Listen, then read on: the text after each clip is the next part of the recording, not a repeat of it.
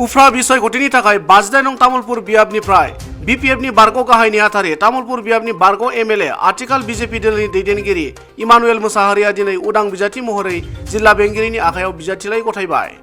बिजाथिलाइ गथायखांनाय उनाव बीपीएफनि बारग' दैदेनगिरि इमानुएल मोसाहारिया खौरां बिजोंनि गेजेरजों ओरैबायदि बुङो। মই বিজেপিত ফৰ্মেলি যোগদান কৰিছোঁ 2000 চনৰ 22 নৱেম্বৰ। কিন্তু 2000 চনৰ আগতে মই যোৱা 2000ৰ এপ্ৰিলৰ পিছৰ পৰাই মই বিজেপিৰ লগত জড়িত। গতিকে যোৱা দুটা নিৰ্বাচন দেখা পালোঁ মই বিজেপিত সক্ৰিয়ভাৱে লগাৰ পিছত যে কাউন্সিল নিৰ্বাচন আৰু এমএলএ নিৰ্বাচন। গতিকে মই দুটা নিৰ্বাচন আৰু এতিয়াও যদি 2 দিনৰ পিছত এক্সপেক্ট কৰিলে বেলেগ কথা।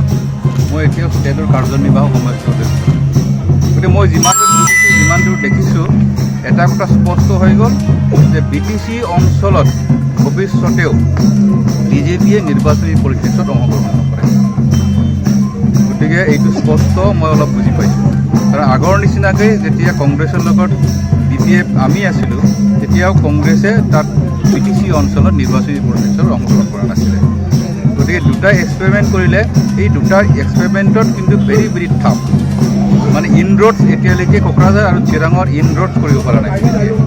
গতিকে যোৱা কাউন্সিল নিৰ্বাচনৰ হাগ্ৰামা মহিলয়া 17 ভোট পাইছে। যিমান শক্তিশালী ৰূপত যদিও বা আত্মপ্ৰকাশ কৰিব চেষ্টা কৰিছে কিন্তু মই এতিয়ালৈকে বিজেপি শক্তিশালী ৰূপত বিটিচিত প্ৰতিষ্ঠা কৰিবৰ কাৰণে আমি চেষ্টা চলাইছোঁ। কিন্তু যদি প্ৰতিষ্ঠা কৰিবলৈ যদি আগবাঢ়ি নাহে যদি নিৰ্বাচনত যদি যোগদান অংশগ্ৰহণ নকৰে তেন্তেতো আৰু বুজিবলৈ বাকী নাই। এটা পলিটিকেল পাৰ্টিয়ে যদি নিৰ্বাচনত যদি অংশগ্ৰহণ নকৰিলে কি পলিটিকেল পাৰ্টি হ'ব? গতিকে এইটো সহজে অনুমেয়। গতিকে মোৰ বিজেপিৰ প্ৰতি মোৰ কোনো এটা বেয়া ভাৱ নাই।